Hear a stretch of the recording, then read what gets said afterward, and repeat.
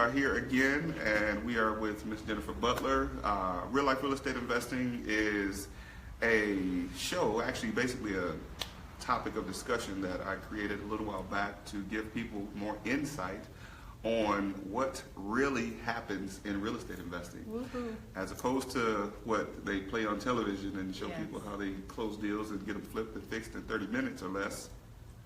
We are actually going to be sharing quite a bit about how the rehab process works, and we're going to get in depth with some of the challenges that we face in doing rehabs.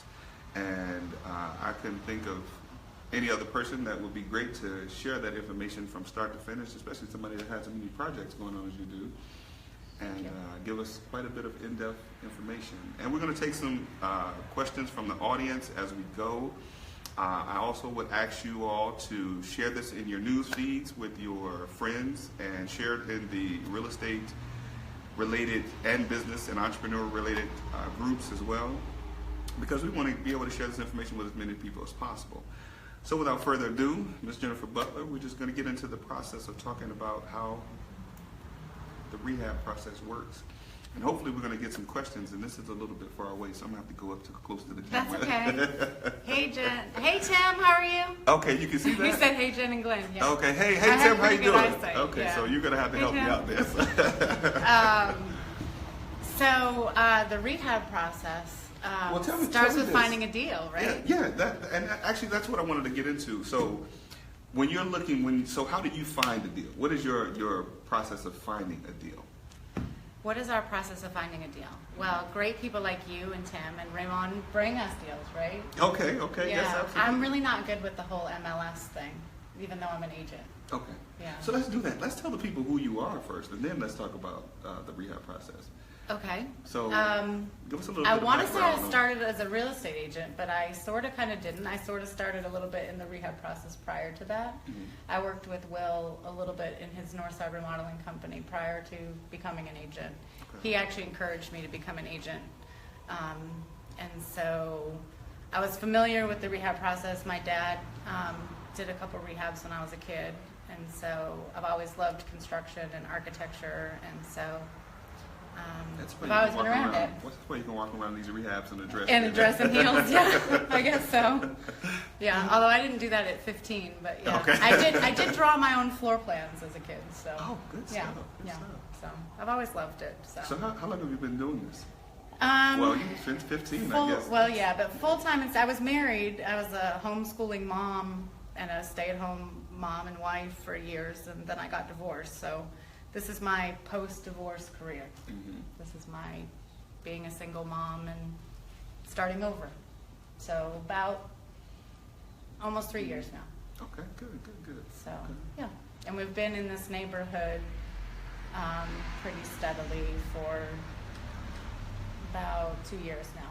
Okay, good. So, Good. So love it here. Now your company is the Ascendant Group. Is that- Ascendant Property Group, which also has Ascendant Designs and Ascendant Homes. Okay, good stuff. Good So, stuff.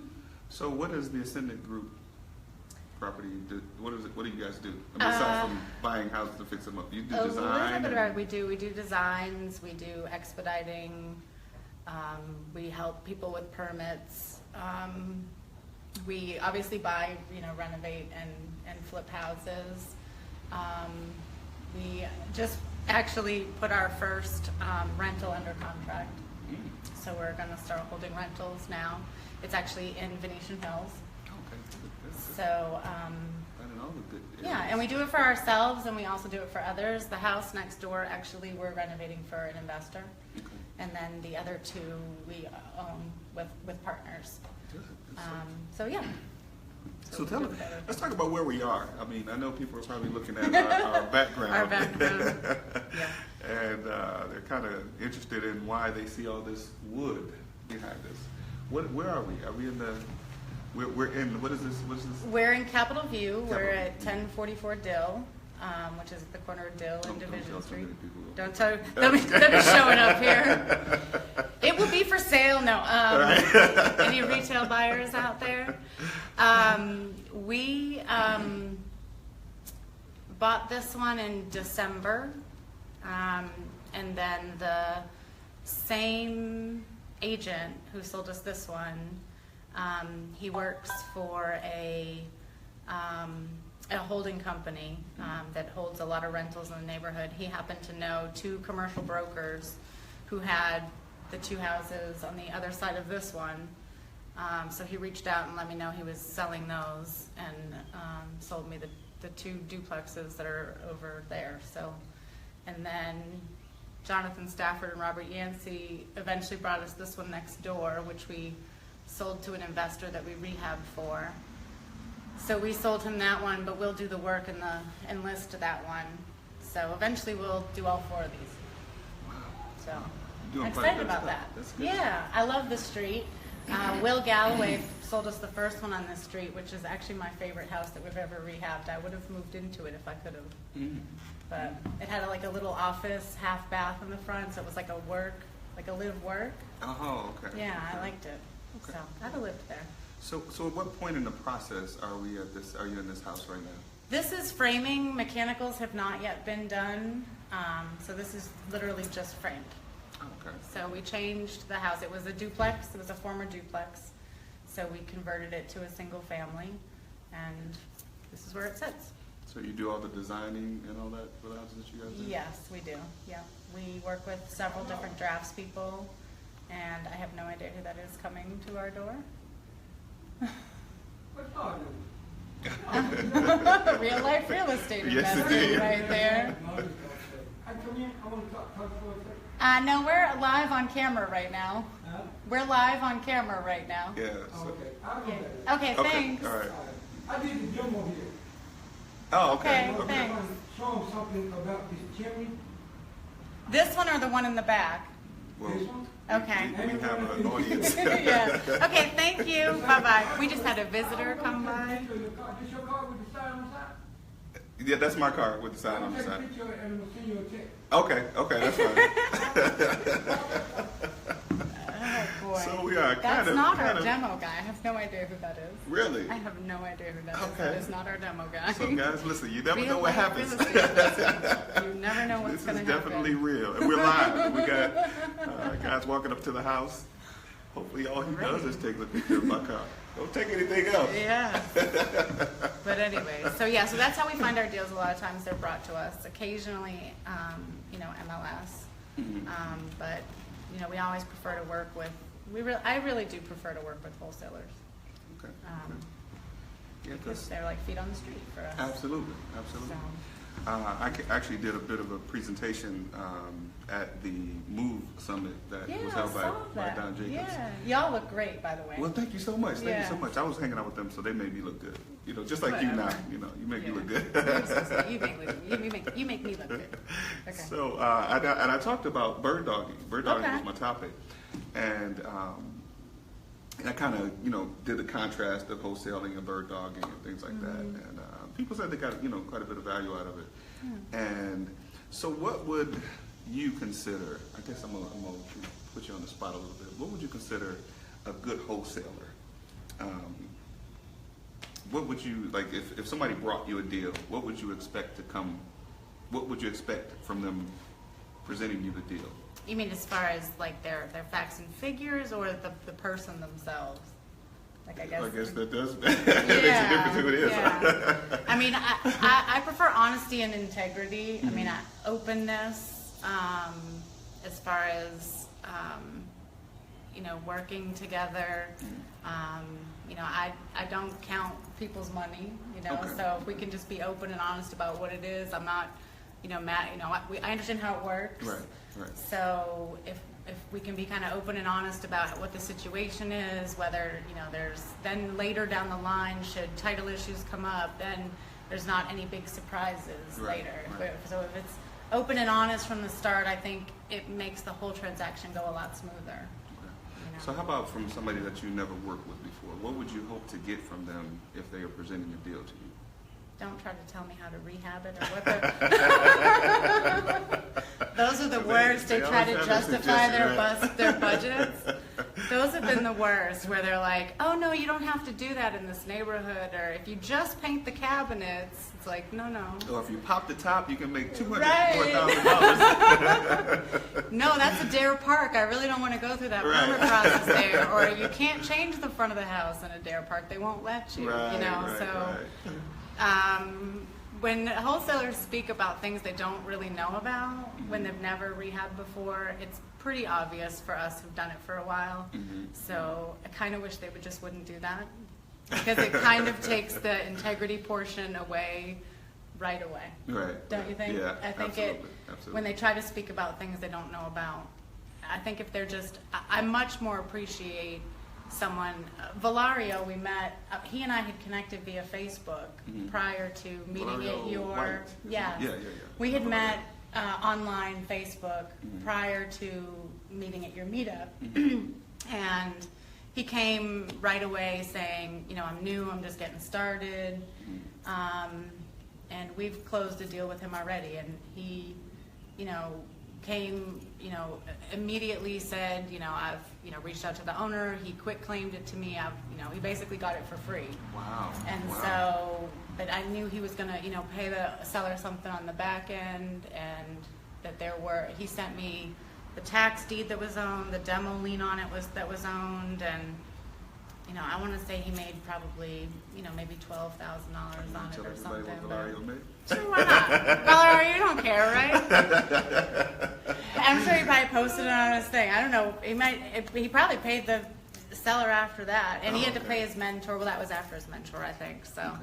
Well, Valario, But- hey, listen, I know how much money you got now, so I'll be calling you for a No, loan. you can't do that.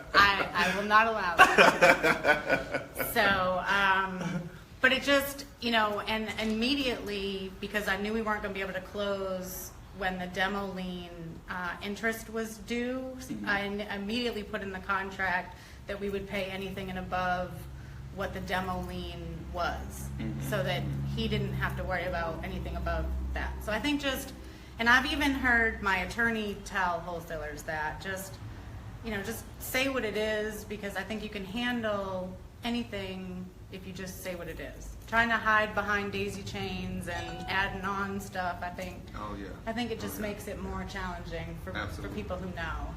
So you'd be okay with working with a new wholesaler then? Someone that basically is Absolutely. honest and says, listen, I'm new to this. Yeah. I just happened to come across this deal. What would you pay for it? You know, that kind of thing. I love to help people. I think this industry is really about helping one another Yes, and absolutely. teaching one another. And so somebody new to me, I would have loved had, you know, people helped me. I did have a few people help me, obviously, and you know, I honor them and I'm grateful for them. And so I feel like we need to give back Definitely. to the people who start. Of course, we still need to get paid because we still have families, This is and true. we still need to do that. So there's a lot of time wasters out there. Yeah. I'm still trying to work my way through that, and I'm still trying to figure out how to help people and always remember that I need to honor why I'm doing this, which Right. is to raise my children and Absolutely. be available to them and leave something for them. But I think that there's a balance between helping others and, you know, earning an income to be able to give back. Okay, that's good. So- And that's really, that's very important for people to know, because, you know, there are a few of us that we help people get them started, and we're kind of like their mentor and things like that. And I've personally had some challenges with helping people understand that your education is going to cost you one way or another.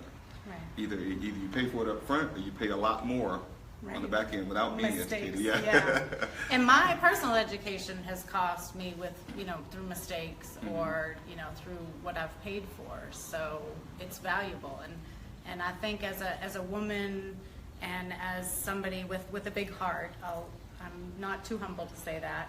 I sometimes forget that, have to remind myself that my information is valuable, what I know is valuable, and people remind me that all the time, and I have to keep trying to remember that, and remember that there's a reason why people come to me and ask me questions, and that it's okay to get paid in order to give back. Absolutely. So, And the thing about it, the time that you spend yeah. sharing that information and knowledge with people. Right. Luckily, you're not charging me for doing this right now. No, that's because I love you.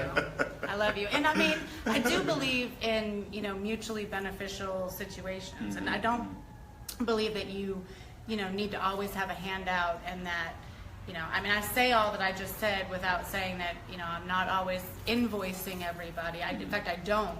And that's part of the problem. But Yeah, I can agree Yeah. with that. I have that situation myself as well. Exactly. Yeah. I have an investor that I work with, and he and I talk on the phone frequently. But he'll say to me, everyone thinks that that they can just call the school of Joe and Jennifer, and we'll just give them information, and we do. But it does it can be a barter. It can be I give you this information now, and then you give me a deal later. Like the deal with Valario, part of it was that he did give us a good deal on the house. I didn't count his money. He's going to become involved, and he wants to learn the rehab process. So he's going to come to this is a house over on Aileen, the one that we had the conversation with about the VPS barriers Oh, and yes. stuff. Mhm, Yes. mhm. So he's going to be involved, sort of anything that we do. He comes by, and Okay. so he sort of will learn the process a little bit That's very by good. coming by. That's very So, good, yeah. and I don't have any problem with that. Yeah. So I feel like we got a deal, and he gets sort of free education without me, having to do much of anything else. And the thing I look at in those types of situations, when you offer that kind of help to people, they're more likely to do business with you. Sure. So eventually, we earn anyway. Right, exactly. But I think on the front end, and this is just how I look at it, on the front end, it's important to have people invest in themselves so that that their intentions are good, because now they've invested, they take seriously the education that you give them. Right. And they don't try to take it for granted or take advantage of what you're offering them. Right, Because exactly. I mean, we have to be mindful of the time that we spend with people. Exactly. You know. Excuse me for 1 second. Excuse me. Sorry. Okay, that's all right. I want to see, we got some people that are communicating with us. I want to make sure I'm not missing anything. So, okay, learning the process. Let me go back a little bit. All right, y'all, hope y'all don't mind my face this close up to the camera. I just want to see what we're missing here. Oh man, we got quite a bit of stuff we missed. All right. Thank you all for joining us. Trinice, Anthony, Ramon, thanks a lot. Thanks for joining us. Ramon says, we're both awesome. Ramon, you're awesome. Could he see that it was me with you? Thanks a lot, sir. Mr. Alan Strong. Hey, Trinice, she said, that's my mentor. Mr. David Martin, how you doing, sir? Perry's with us. So we got quite a few people. Mr. James McCoy, that is our head deacon at the church. Oh, cool. Hello, Kwamsia is with us. Mr. Chris Enze. Beatrice is with us. Hey, you're supposed to be working. You're supposed to be working. Hey, I heard you're going on a cruise. Yes. You guys better have a good time. Yeah. After I wake up, we will. Well, she probably have a good time now. So I'm gonna sleep. Exactly. So again, thank you guys for joining us. For those that are sharing it with your newsfeed, I appreciate that. Please continue to share because we don't want people to miss Miss Jennifer Butler sharing all this great information with you guys. She said she needs it. Yeah. She needs it, yeah. So I probably should take. She's these on off. lunch. She told you she's on lunch. Oh yeah, okay. I guess this is lunchtime Besides, learning. she's tuning into you. Right. Come on. This is lunchtime learning, so for those of you that are at work, you probably should be tuning in Yes, because you get a exactly. lunch break. Exactly. Who we got over here? Look at Mr. Perry. You're on both of these. All right. That's cool. Yeah. That is too cool. All right, so we're gonna go ahead and keep going, and so we got into talking about the rehab process a little bit.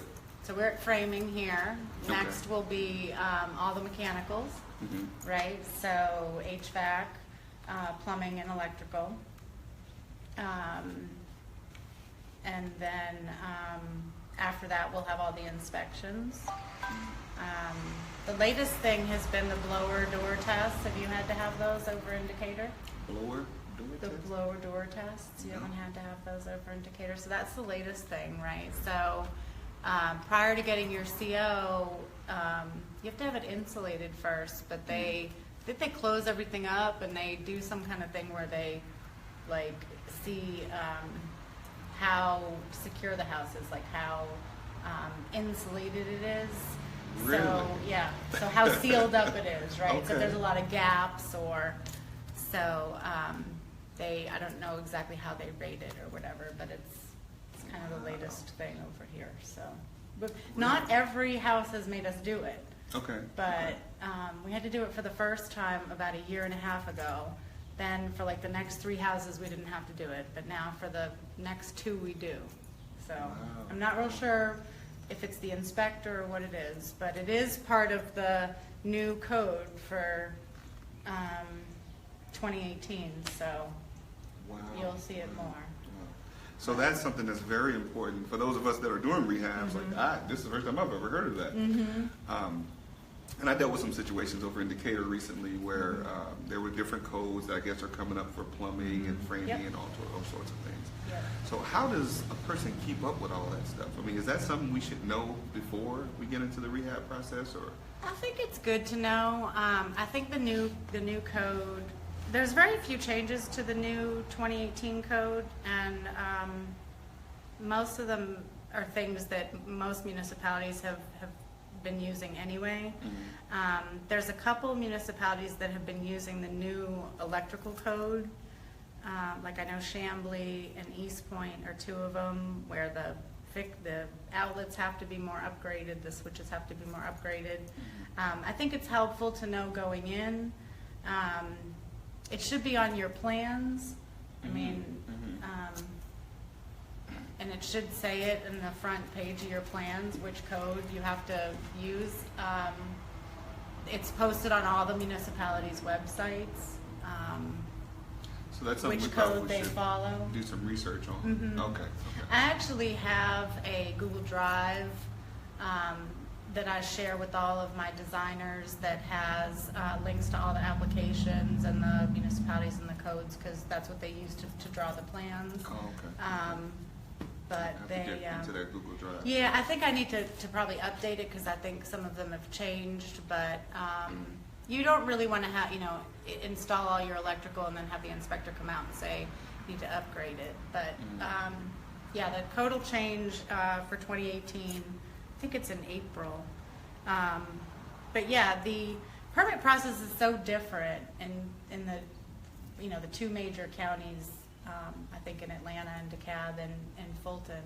In the city of Atlanta, you have to have your plans first to get your permit, and then the inspectors, I think, don't really look at the plans very much. No, I had that happen before. Yeah, and then in DeKalb County, you don't need plans to go get a permit, but you need your plans in the field. Right, And then the right. inspectors will look at your plans, Absolutely. and you need to follow them. Yes, yes. So it's a very different permit process depending on where you're going. And the biggest recommendation that I have is know where you're rehabbing.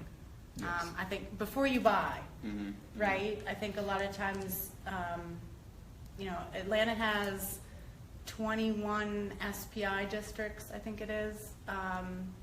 Some of them, you need to go through the UDC, they have NPUs, they have meetings, So now, of So you course, get into some all of this, that. Some of this I may know a little bit about. Okay. But for the purpose of the folks that are Yes. watching and don't have any idea what a CDC or SPU or a LOL. Well, LMAO. Right. Yes, exactly. Tell us what some of those things are. Okay, so an NPU is a neighborhood planning unit. Okay. And there are, don't ask me how many of them in the city. You can look it up on the City of Atlanta website. Google it. Google it. I can give you the website, but, and actually, the City of Atlanta has a really good planning GIS site. If you just go there, pull up the property address, it'll tell you what police district you're in, it'll tell you what tax code, it'll tell you everything you need to know. It'll tell you what your MPU is, what your historic district is. So you just go to that one What's the website. GIS? If you just geographic information system. I'm sorry, I'm speaking all in code here. Right. Okay, so This is stuff y'all should know anyway. yes, right. You're in real I'm just estate, kidding. right? Probably shouldn't. Oh yeah, look, we just put GIS question mark question mark. Right. You two think alike. Look at husband and wife, you guys think alike. I love it. So yes, She's geographic learning. She's learning from me. information She's system. learning from me. I love it. So yes, the planning GIS will tell you what your NPU is, which is neighborhood planning unit, and then your historic district. So, and then of course if you're in the Beltline overlay district, which everyone knows what the Beltline is, right? I don't have to explain that. We all know what the Beltline is. We all know what the Beltline is, right? If not, you might want to go to a different city. Now, keep in mind, we have an audience of people who are all. Oh, yes, over the this is country, true, so they okay. may not have any idea. What Oh, that this is true. Okay, so in Atlanta, we have a Beltline, which was Ryan Gravel, was a Georgia Tech student, Yes. who. That's about as much information I got on that too. Really? Yeah. Okay, well, that was his, what do you call that? When you're a master's student and you have the thing that you do before you get your master's degree, it's the big presentation project that you do. What is that called? A master's? Yeah, Beatrice somebody- is going to spit it out Somebody here. with a master's degree tell us that. 'cause Right, I exactly. clearly don't have one. Yeah, but that was his big master's project, and the city basically adopted it. So it was using. Well, I know his PhD is a dissertation, so it wouldn't be the same thing. No, it's a master's thesis. Thesis, yeah. Yes, that was his that's what we master's said. thesis. We- Look, we said Willie that. Will picked it out. Will's my partner right there. Oh, okay, okay. Yeah, so he's done this rehab right here. So yes, his thesis was to use all the old city railways and create green space, and so the city basically adopted it, and it's become amazing. And he's still here in the city as a developer, Wow. and he's done some other projects and some other things, but it has been tremendous for the city of Atlanta in growth. And there was an article just published recently that the real estate spikes all basically around the Beltline. So, Right, yeah, I saw so that. you saw that. So most all of us have seen that, I hope so, if you're not in Atlanta. Yeah. But yeah, so it'll tell you if you're in the Beltline overlay district, which I believe is within a half a mile, I want to say, of around the Beltline. So it'll tell you if you're in the Beltline overlay. There is a committee at the city of Atlanta that will need to approve any, I believe it's frontal window or door changes or anything like that. Sometimes they will, sometimes they won't. They're mostly concerned with commercial, I believe, or multifamily. They're a little less concerned about single family. But I have seen them, they denied a duplex of ours that we were doing for another investor over in Taco Town, that they said was a historic duplex. And we had to leave 2 front doors, even if one front door was fake. Really? Yeah, Really? not Wow. functional. Yeah. So who knew duplexes were historic? So you turned it into a single family. It was turned into a single Okay, family and you with still had one to leave the- non-functioning door. Right. Yes. Wow. So now the non-functioning door, what did you do on the inside of the house? Did you put a wall up there? I think it was behind a closet. Yeah, I think it's just a non-functioning door with a wall. Oh, We okay. did the plans for another investor for it, so Oh, I'm okay. not super familiar with what was actually done on it. But yeah, it's over in Taco Town. If you know do you know where Taco Town is? No. It's the area north. It's Grant Park technically, Okay, but it's okay. where Grant Park was separated north of I-20. Okay. That's Taco Town. Taco Town. Yeah, I hear so many different I love the city types of of. Atlanta. I know at Pittsburgh and I know at Grant Park Yeah. and and Dare Park and all that. But then there's something inside of there that I missed it. Like Yeah. Taco Town, I've never heard that. I learn something new about the city of Atlanta like every day. I just Yeah. love. I just moved here, but I love it here Really? now. Yeah. Oh, okay. So where'd you Baltimore, right? Boston Boston, that's originally. what I said. Yeah, but that's what you said. Don't begin with a B. Something with a B. Start with a B. I went to college in Tempe, Arizona, Oh, okay. and then I okay. moved here with my ex-husband in 1997, and I did not like it here at first. No. It was slow. I heard that so It many was times. slow. You must have believed that coming from Michigan, Well, yeah? I didn't, well, now, you got to think about the area of Michigan that I came from. Slow to me was relative. It was relative. Because Okay. slow, when I moved here, and some of Yeah. my Michigan folks are watching, so I'm going to talk about where I came Uh-oh. from. So when I came here, Mm-hmm. I was thinking on a totally different mindset. I'm thinking, okay, people here are doing stuff. They're moving. They're making things happen. That really wasn't happening where I was from. At least not where I grew up and the people that I was around. So it wasn't a whole lot of things happening. So when I heard somebody say, well, it's slow there, I'm like, well, slow compared to what? Because we weren't moving and doing anything, Right. you know. So I guess that's how I looked at it, you know. So I don't know. So I guess I never figured out this slow thing. Yeah, and I grew up on the Cape in Massachusetts, so I guess that's still kind of slow. But in Tempe, it wasn't very slow. But here, it was a different mentality. I don't remember, and I didn't grow up in a real diverse area, but I don't remember people being against diversity. When I came here, there was a very separatist mentality. Like, you stay here, you stay here. It's changed now. Okay. But when I came here for the first time, it was pre-Olympics. Oh, I came here for the first time to visit in like '94, and then I moved here in '97, and it was came in still, yeah, it was. Well, I came to visit in '94. Okay, Yeah. and it was still like, you stay here, you stay there, you live over there, and it was very, very much a Southern kind of mentality to me that I was just So unaware the of. Olympics probably brought it. I think more, it made yeah, it more yeah. diverse, and now to me it's much more vibrant. It still has its issues, I think, but it's definitely a more diverse culture, and there's definitely more people coming together and working on it. And gentrifying, I think, helps. Of course, there's two schools of thought on that, but we won't get into the. Right. To the so someone's asking new construction ? New construction meaning? Is that a permit question? Or is that do we do new construction? Or are we sitting in a new construction? Okay. Brenda? Brenda. Well, this is not a new construction. Well, okay, I guess we answered it from a couple of different angles. Yeah, this is not a new construction. But Do you do new we construction? We do new construction. We can do new construction. The new construction permit process is different depending on where you are. In DeKalb County, I was saying if she put it in again. In DeKalb County, it's she's talking about the traffic. In DeKalb County, you need a survey. You potentially need a perk test. You need plans. In East Point, in College Park, in Atlanta, you pretty much need the whole gamut of things. You need engineering. Yeah, pretty much no matter what municipality you're in. So you said engineering. What's? Oh, she said it looks like we're in new construction. Oh, I'm in PA. Oh, look. What's that? She's in Pennsylvania. Oh, okay. We're okay. Thanks in, for joining us from Pennsylvania. Thank you. We're in Atlanta. We're actually in a renovation, which you can kind of sort of tell because there's a combination of old framing and new framing, which the dark studs are old studs, which are true to size studs.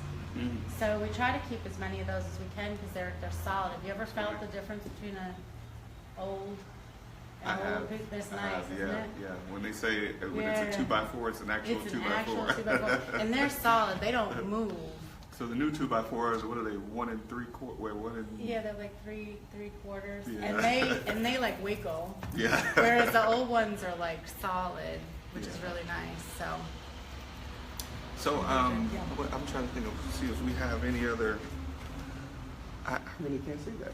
Somebody says agree with Jen. Okay. Oh yeah, the old 2x4s. Someone asked a question before that, I thought. Kind of looks like new construction you're in. I'm in PA. We addressed that. Traffic. Tennessee is kind of in the middle. Yeah, come on, see us in the traffic. Hey, Maxine. Mark. Yeah, Mark would know that. Mark was the one that said something about thesis. Oh, thesis. All right. So we're still talking about. We're in the midst of talking about the rehab process and the permitting process. One of the things that we did mention that we were going to discuss is the lending process. Oh yes. So we'll talk a bit more about that. First, again, I want to do a pause for station identification. What is she saying? Cora asking, what area should a new investor invest in? We'll answer that. But again, this is real life real estate investing. For those of you that are just joining us, thank you for joining us. Again, please share with your news feeds. We're here with Ms. Jennifer Butler, who's telling us all the things that I've been doing wrong in construction. I don't believe that for a minute. She's taken us through the permitting process, the rehab process, and so we're going to come back to a little bit of that, but we're going to go right and talk about the lending process. How does somebody, well, let's address that question, because that's a good question. Somebody wants to know what area should a new person getting invested in real estate invest in? What would you say? You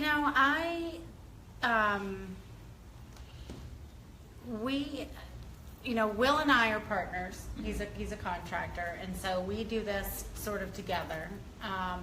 And so for us, what's important is staying kind of in one area, because we work very operationally, meaning that we have a lot going on at once. So we're trying to get the subs to work pretty much entirely for us, and to get them to go from one to another to another.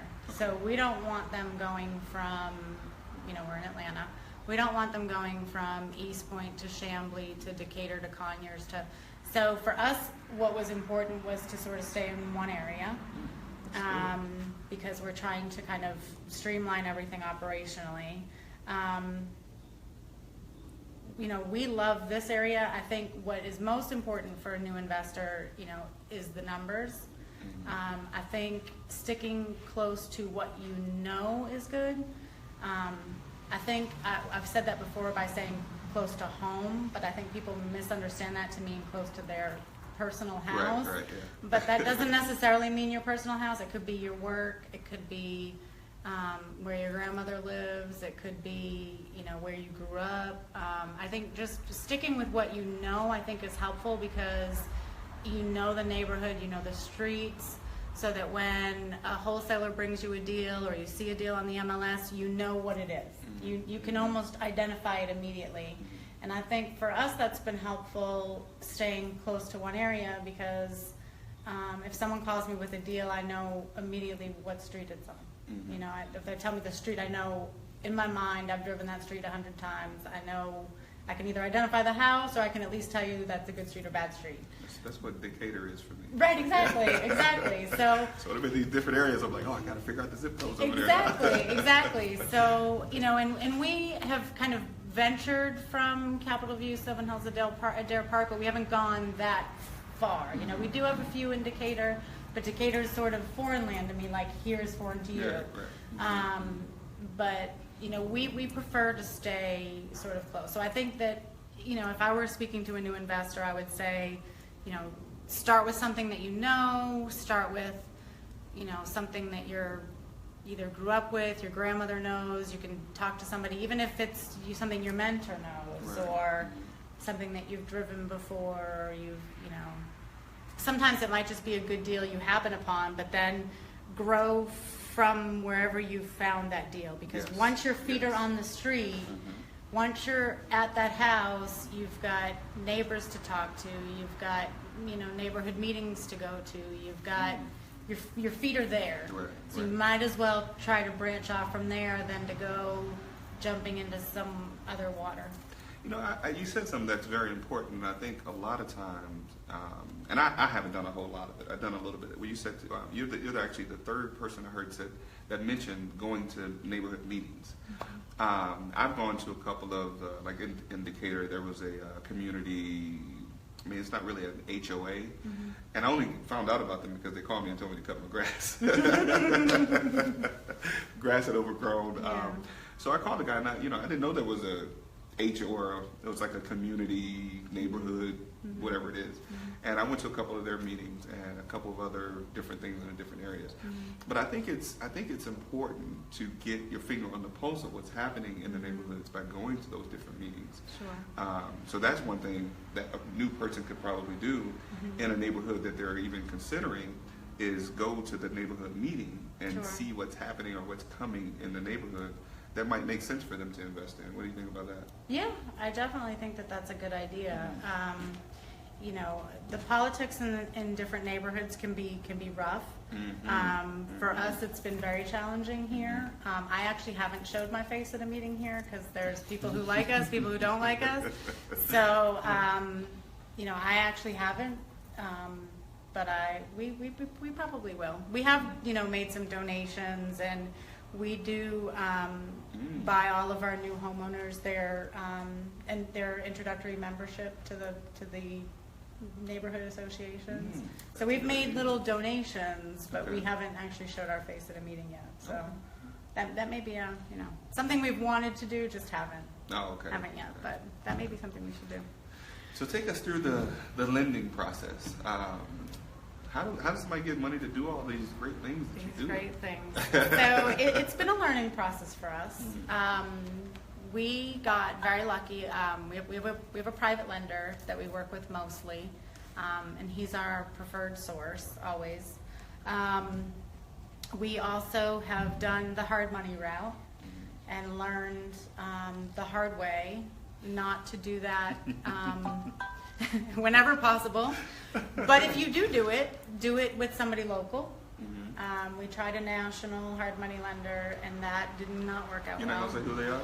I will I'm just not kidding. call Don't say them who they are. out. I will not, as an agent, I will not call them Right. out. But we've recently got connected with several local hard money lenders. One whom Will had a long relationship with pre-bubble. And they've been great to work with, and then a couple of new connections that are a combination between hard money and private money, and I really do think that if you are going to do hard money, do it locally. Somebody who, you know, has an office here, knows what they're doing, will come out and do the inspection themselves. I know some people have had really good luck doing it with the national lenders, but I just don't. Oh, yeah. I won't do that again. Well, you told me about one of the horror stories before, and that was enough for me to know. That I'm so glad to be out of those properties. Yeah, but yeah. So we also partner with investors. So they're sort of, you know, I won't say they're private lenders, but we partner with investors that have cash. We have investors that use hard money have asked to partner with us. It's just the numbers are really tight. So we do partner with investors that have cash. It's just investors that use hard money. It's pretty much the hard money is already the partner. Right. So, yeah, pretty much. So pretty much the numbers aren't really there to add another partner to the mix. But So let's kind of break that down a little bit. Let's first talk about what's the difference between a private lender and a hard money lender.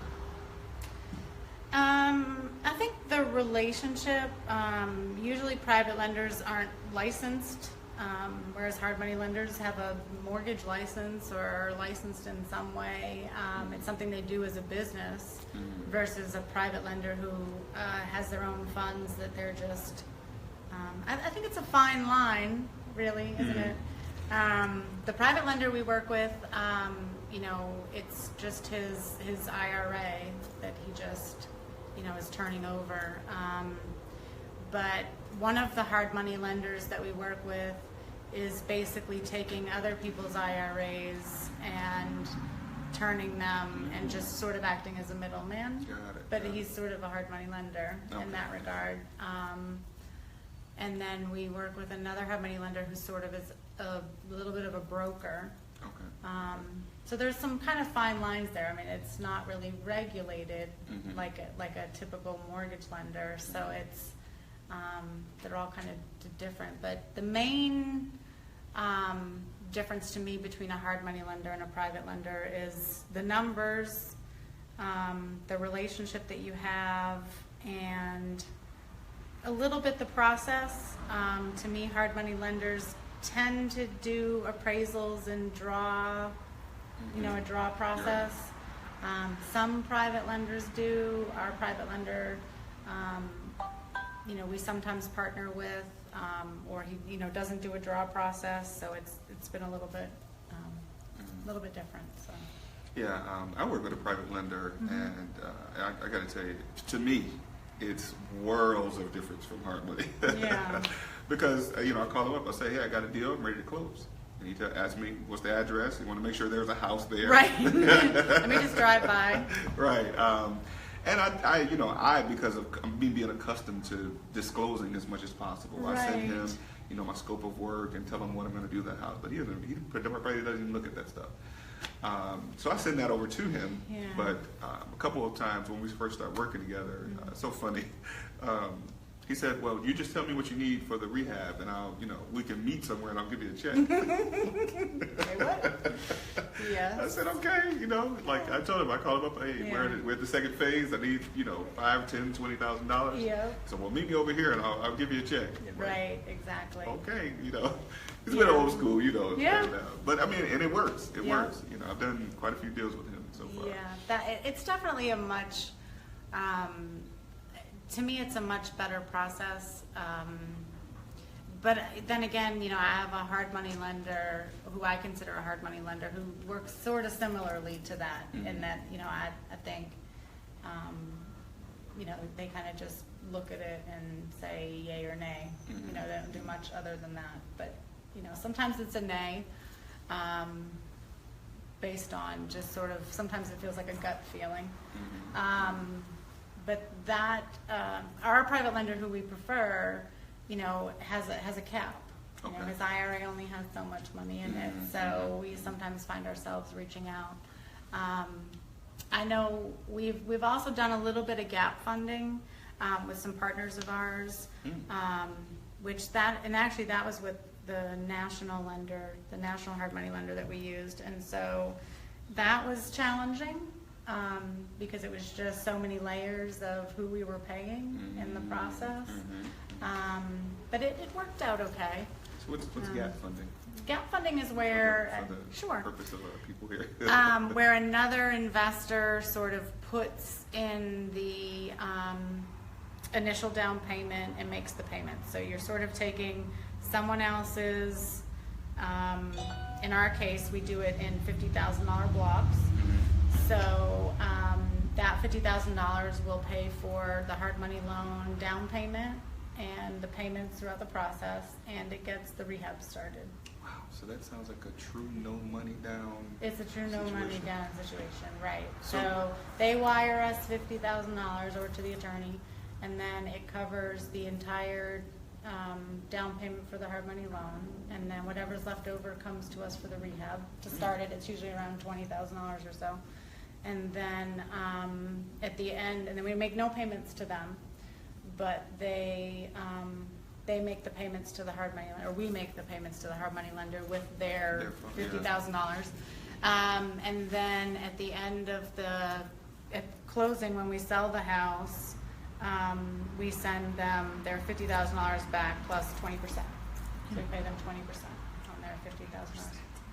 That's what I'm saying. So, so between the 20% we've paid them plus the, money loan. but they don't have a security deed. They don't have a security deed. That's They what I'm don't. gonna ask. Yeah. So it's risky for them. Oh, okay. So that's why we pay them 20%, because they don't have any, other than a little investor agreement. And I say that. We Yeah. need to talk to those people. Yeah, it's a little investor agreement that just says, hey, we promise to pay you this back, but they don't have any security deed in the property. There's nothing, it's just a personal, like a JV agreement, rather, where we're just sort of saying, we, admit that we took this $50,000 from you and we promise to pay it back. They basically have a promissory note that's not even filed, so it's kind of risky. Oh, okay. And so, but between paying them their 20% back and their, and then the whole entire hard money loan with the, 2% down and the, 12%, and it's not very. Not much of a margin there, though. Not much of a margin there. But this goes to what I was saying initially, which is that we are really trying hard to focus operationally on having the subs work exclusively for us. So for us, it's about volume. And that's what I was going to say. Yeah, when you're doing volume, I guess you can deal with not a great return on because you're doing multiple projects, at one time. So now, do your people typically, or do you have multiple people that do that for you? Or do you have one person that does it on multiple projects for you? The gap funding? Yes. Right now we have about 4 people that have gap funded. Two that have been paid back already, and then 2 that have rolled back in. And then, and then we're, looking for more. And then our, like I said, our preferred is our private lender, always. And then we have 3 hard money lenders that we work with now. How, and I'm sure, and I'm going to check in a minute for the question, but I'm sure this is a question someone may have. If they don't, I'll ask it for you. How does someone find a person or company that would do that type of gap funding? And what are the qualifications, if any? Yeah, one of our partners in one of our LLCs knows quite a few people. So a lot of them he has brought. Sometimes it's family, sometimes it's friends, sometimes it's clients of ours. It's social media marketing is a good way. Ask around.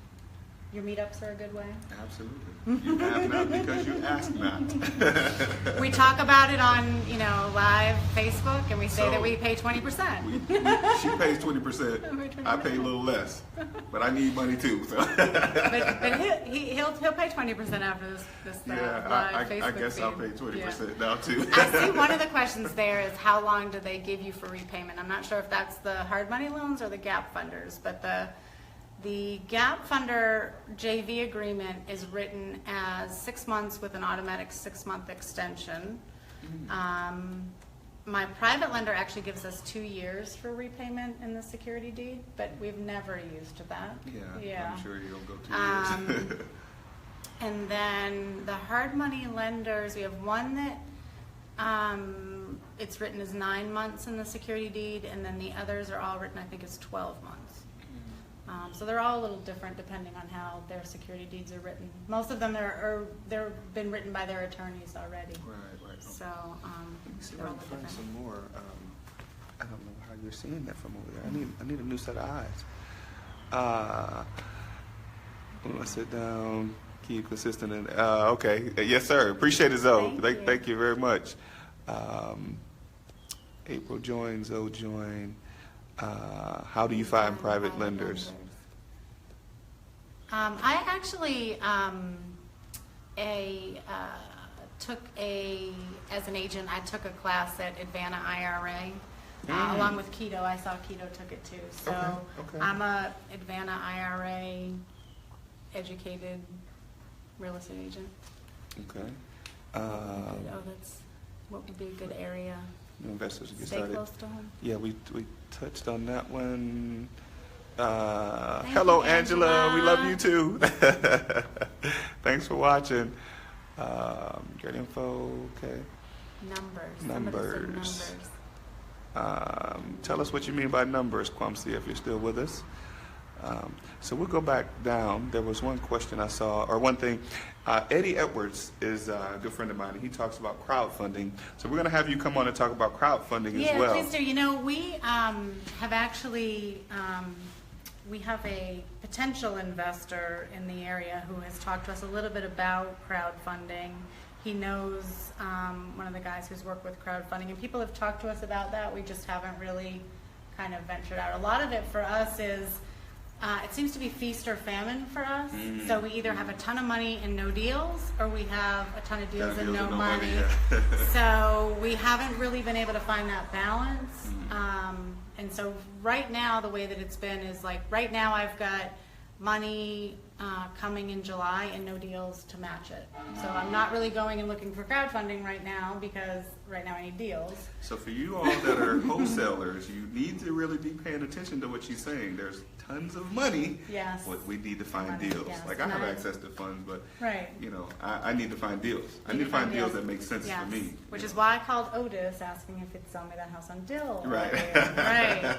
So, and then I have a contract now on East Forest, which I just put under contract, so that's the end of July. So I've got money I've got about $250,000 for the first and second week in July, and then about another $200,000 at the end of July. So I've got almost $500,000 I need to spend in July right now, and no houses to spend them on. So, Hopefully you all are paying attention. Listen, if any of my students are on this, y'all need to be finding deals for Jennifer. Please We're going to definitely do. be finding some deals. Yes. Doing some cold calling today. yes, please. Oakland City, Venetian Hills, Capitol View, Sylvan Hills, anywhere. All of Airport. that. How long they get for repayment? We touched on that. Would the lender pay taxes on 50K plus or 20%? Would the lender pay taxes? On the 50K plus 20%. Oh, does the gap funder pay? They would have to check with their own CPA on that one. We're I don't know their not- tax situation. If they roll it right back in, no, which they can do that. Okay, I'm gonna have to. Eddie Edwards is giving me broadcast instructions. Oh, I'm how funny. definitely gonna have to look at that, Eddie. What do you say, 2 tables? 2 tablets, Oh, so 2 that tablets. so I don't have to get up and read the. Oh, You're right. I'm working on it. I have my phone right here. Tim, that's then. You said know your numbers. Oh, she said when you're. Okay, that's a good one. Actually, no. Was this the question one? There's your tablet. When you talk about, Um, she needs to talk with me about collaborating on her. Oh, oh, I just moved everything out of the way. Okay, bear with us. I'm trying to make sure I get these questions. oh, she said any specific area. Yes, any specific area. Southwest Atlanta, except East Point. I'm barring East Point from now on. Hopefully I can see the questions on here. And if anyone wants to know why I'm barring East Point, I'll tell you. Yeah, I think I know. I think everybody knows. Is he calling with a deal? Yeah, I know.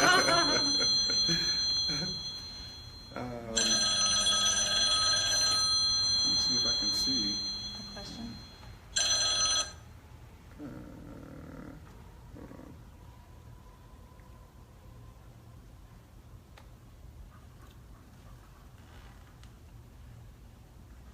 Okay, maybe I can see it.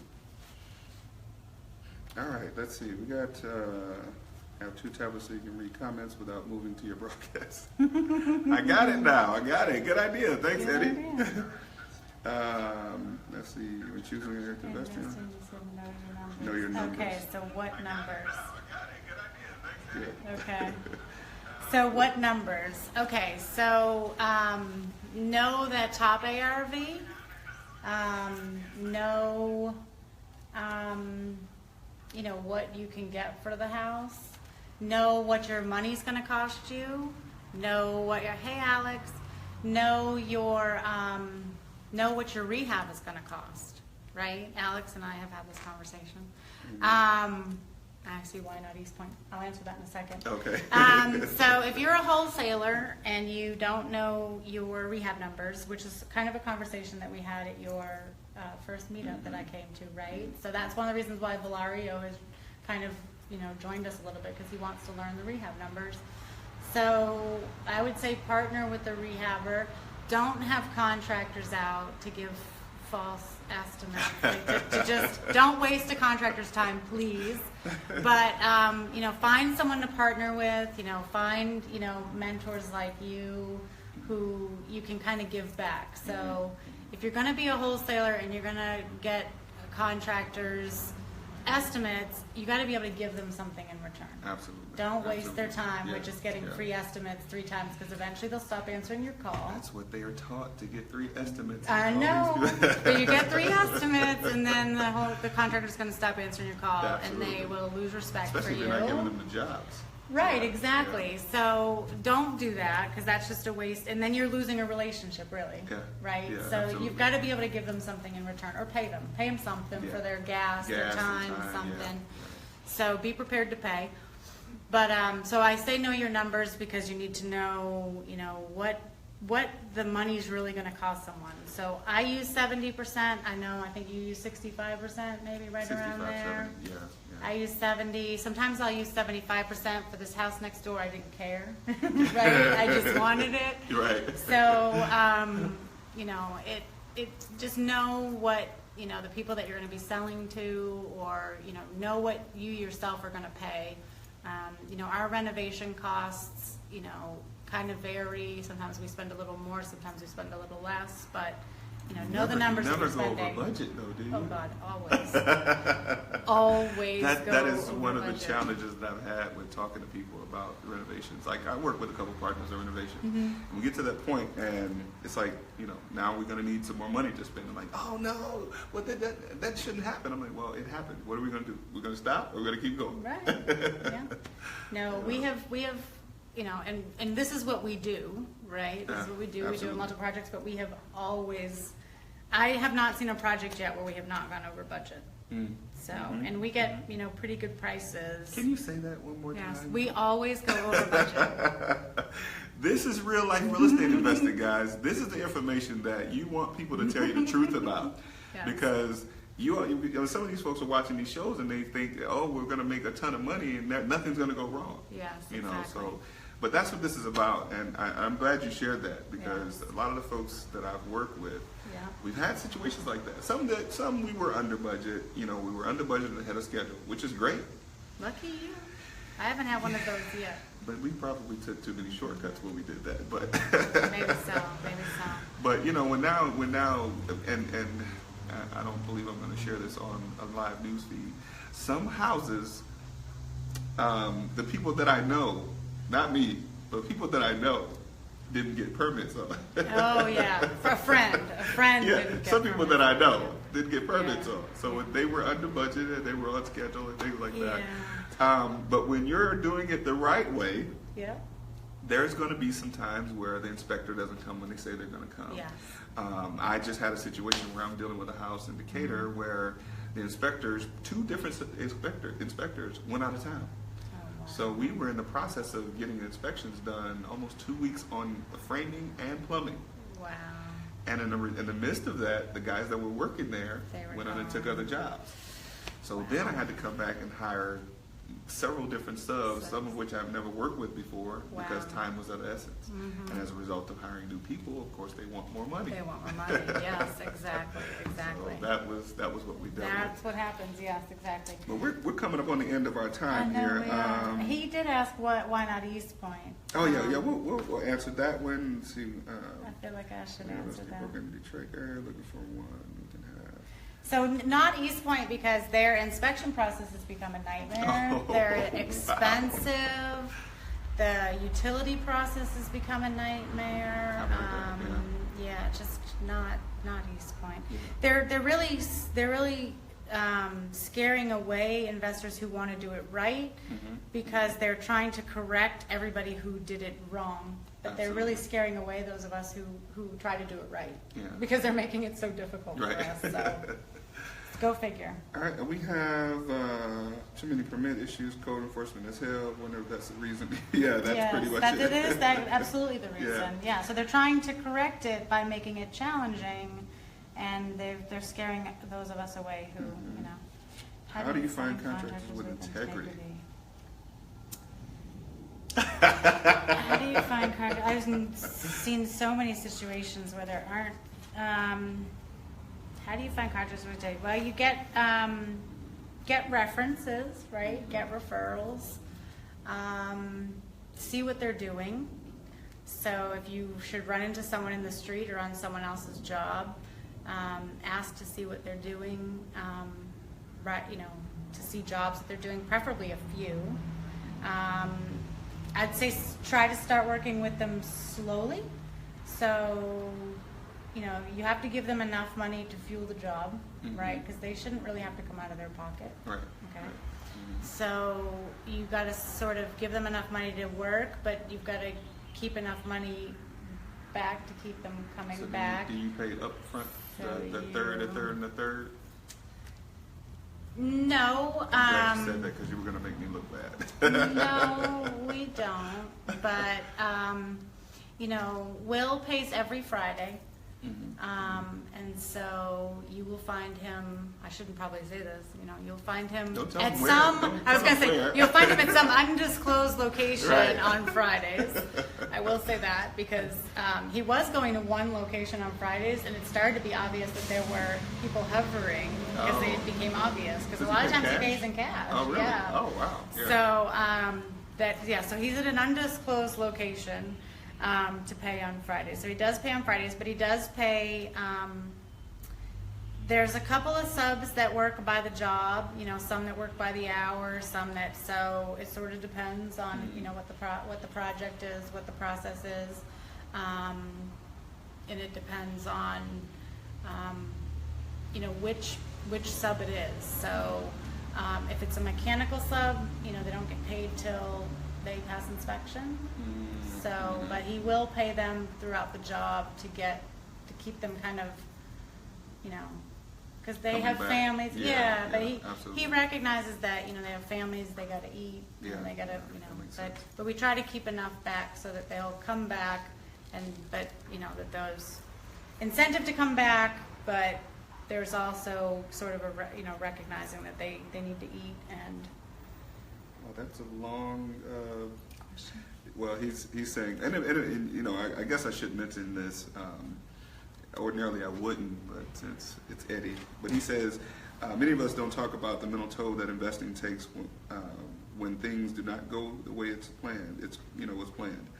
A lot of money can be made in real estate, but investors have to be willing to withstand the onslaught of missteps to get to the truckload of money. Real estate investor for life. Mm-hmm. That's true.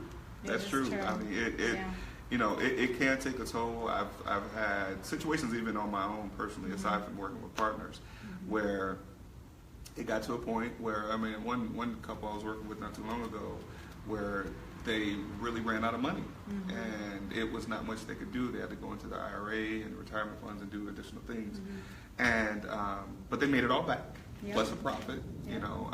So I guess the preparation when going into this is to set your expectations. I set the expectations for the people that I work with to let them know, listen, there's going to probably be some things that go wrong. Yeah. Many times I tell them everything's going to go wrong. Everything's going to go wrong. That's a good one. And if you Yeah. can live with the possibility of that happening, then Yeah. we can work together. Then we can work together, If, yeah. if not, then Yep. it may not be for you. Yeah, 'cause exactly. It does definitely take a mental toll. It does take a mental toll and a financial toll. Yes, yes. One of the things I didn't mention when I talked about my private lender That's is what you that, don't see on the yeah, television shows. exactly. One of the things I didn't mention when we talked about private lender is that I don't, and this is, I think, partly how we've been able to develop a good relationship, is I don't go back to him for money. So, if we're $10,000 or $20,000 over budget, I don't go back to him and say, hey, by the way, we're $10,000 or $20,000 over budget. Yeah. Nor could you do that with a hard money lender. Oh, not you at all. can't Not say, at all. "Hey, by the way, we're gonna-" So we cover that, Yes, right? So we yes. float that. So that can be, from our business funds, from our personal funds, on credit cards, or any kind of way. Yeah, And yeah. so, and that is until closing, right? Yeah. So, there have been times, and I think we talked about this at Melrose that day, we were about $80,000 out on those two projects for the hard money lenders I because remember. of their Yeah, draw process. yeah. So it can take a financial toll. We're usually about between $10,000 and $20,000 over budget on most of our houses, so which is a budgeting issue. Yeah. But so it's usually not that bad, and that was a hard money loan issue. Working with a national hard money lender that we were unfamiliar with, and learning their process, and realizing we didn't want to work with them again. $80,000 was more than any of us anticipated. Absolutely. So we won't do that again. But but $10,000 to $20,000 being out from either our business account or on credit cards until closing is not anything to shake a stick at either. Yeah, absolutely. So Well, that's our time. Yeah. We got a lot of good stuff still coming in. Actually, Alex, we probably could talk about that offline. Alex has my number. He can call me. Okay. All right. Well, Alex, get in contact with Jennifer, Sandy Springs. So, do me a favor. Any questions that you guys may have for Jennifer, how can they get in contact with you, Jennifer? You can give me a call. Well, I have Facebook, so look at the thing. So I have Facebook. You can private message me, or you can call me at 678-920-8466. And that's it for today, guys. Thanks again so much Thank for you joining for us. joining us. Thank you for having me. Well, listen, it has been This is phenomenal. fun. I'm going to go watch this again and make sure I take some notes. You're so funny. Well, you can call me. Oh, absolutely. We can talk about it. Of course, of course. And thank you for That's- coming out here to my you know. No, this How? is actually this is a great setting to have this type of conversation in, because This we're talking is about the cool. rehab process. Yeah. We're definitely going to do this again I because love you have a ton of information to share with folks. But listen, again, like we talked about in the beginning, don't take advantage of it. Thank Those are you, the guys Beatrice. that would be looking for this type of information. Get in contact with Jennifer. She's Yeah, give me a you call. can tell she's a wealth of knowledge. But Just don't waste a lot of my time. be ready to at least pay for a dinner or lunch or drink or something, to Exactly. to be able to get to have that conversation. kidding. Right. I'm kidding. I'm totally kidding. But again, check us out. We're on Real Life Real Estate Investing on Instagram, on Facebook. Real Life Real Estate Investing. We represent. We host a meetup every second Saturday. This coming Saturday, it's actually going to be July 8th. I believe Jennifer's going to be our host at that one. I said I would co-host. Yeah, she's going to co-host at that one. And the idea that I have for that one is actually going to be a little bit more about this information. We're going to have a couple of lenders, a couple of contractors, and an investor. Okay, So we're going to get really deep into this information even further. So for those of you that are in the Atlanta metro area, join us on July 8th at the Coconut Grill. That's 4181 Steve Reynolds Boulevard. Bring your questions, bring an open mind. And Jennifer's going to be co-hosting, so you'll get an opportunity to meet with her and ask some additional questions. The meetup is free.